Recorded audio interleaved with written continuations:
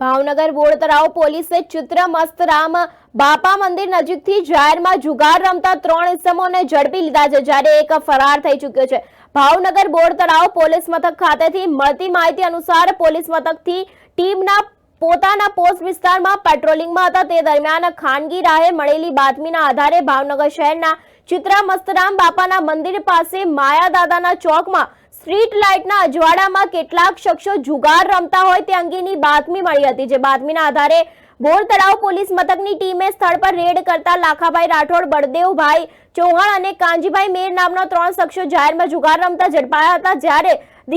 દીપક ઉર્ફે દાઉદ બારૈયા નાસી છૂટવામાં સફળ થયો હતો। આ તમામ ઇસમો પાસેથી બોર્ડ તળાવ પોલીસે રોકડ રકમ ₹11,300 નો મુદ્દામાલ કબજે કરીને તમામ વિરુદ્ધ જુગાર ધારાની કલમ હેઠળનો ગુનો દાખલ કરીને ધોરણસરની કાર્યવાહી પોલીસ દ્વારા હાથ ધરવામાં આવી હતી।